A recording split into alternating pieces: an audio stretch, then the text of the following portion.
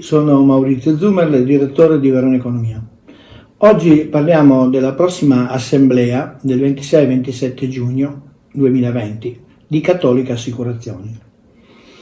Io sono un piccolo socio, come me tanti piccoli soci saranno chiamati a esprimere il loro voto in questa assemblea, in questa importantissima assemblea.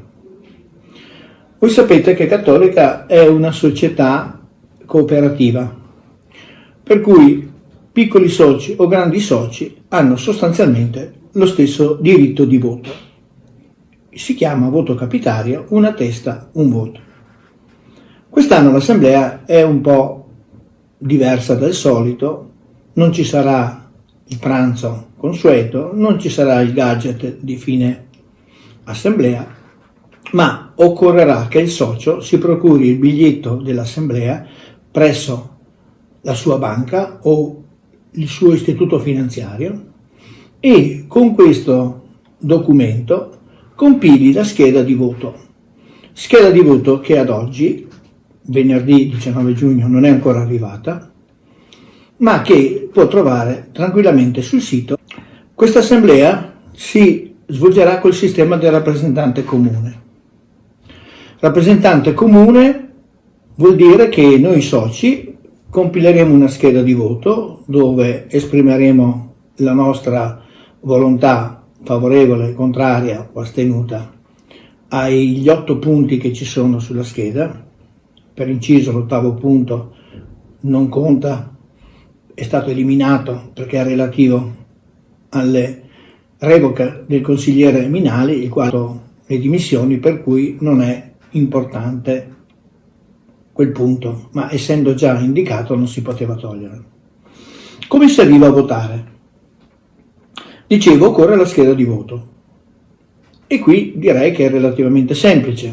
Con la scheda di voto uno compila i propri dati, barra la casella di socio, che è quella che interessa la stragrande maggioranza di noi piccoli soci, e dando indicazione della banca dove ha le azioni, dando indicazione del numero delle azioni, potrà poi passare alla indicazione di voto vera e propria.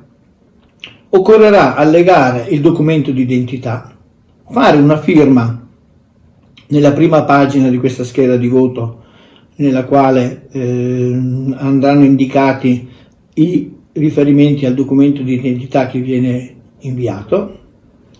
Ricordo che il documento deve essere valido, cioè non deve essere scaduto, e allegare a questa scheda, che si compone sostanzialmente di 5 pagine, allegare questo documento di identità.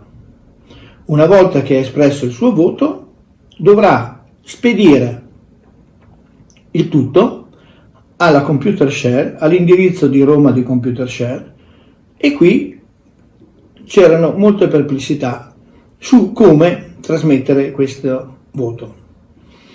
La soluzione più semplice per noi e che vi suggeriamo, perché così ci è stato detto alla riunione delle associazioni, dalla compagnia e dalla Computershare, è la trasmissione via fax.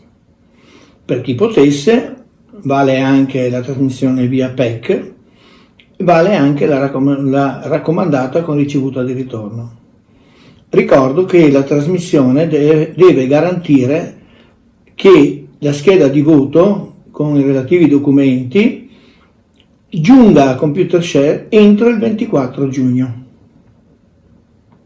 Ecco allora che la soluzione più semplice è quella del fax, perché anche se uno non ha il fax, questo è uno strumento che è abbastanza diffuso sul territorio, per cui può trovare il tabaccaio, la cartoleria, l'amico, e hanno garantito che questo tipo di trasmissione è assolutamente valido.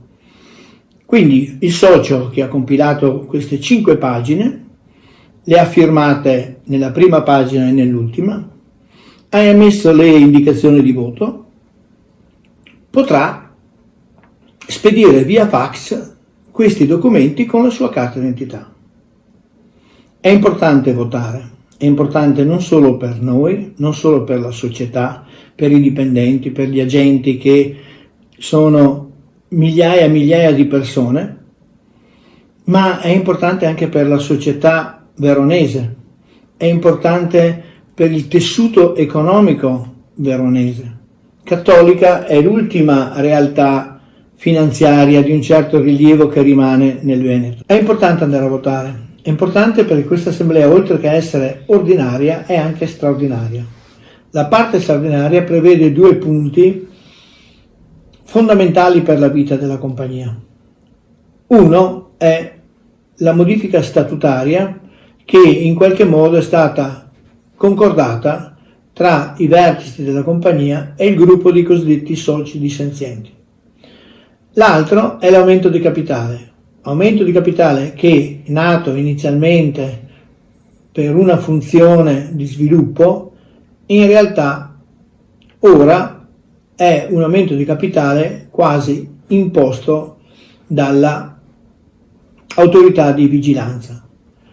Si tratta di una delega per l'aumento di capitale e quindi poi il Consiglio di amministrazione dovrà stabilire le modalità e il rapporto di azioni nuove con quelle vecchie, il prezzo e tutto quanto quello che di solito si conviene.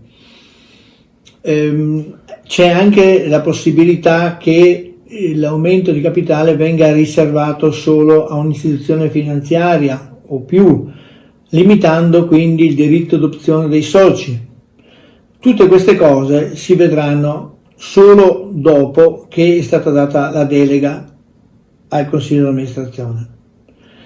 Questo punto però è determinante per la gestione della società e quindi votare sì all'aumento di capitale significa dotare il Consiglio di amministrazione di una delega, votare no significa non consentire al Consiglio di amministrazione di utilizzare questa delega.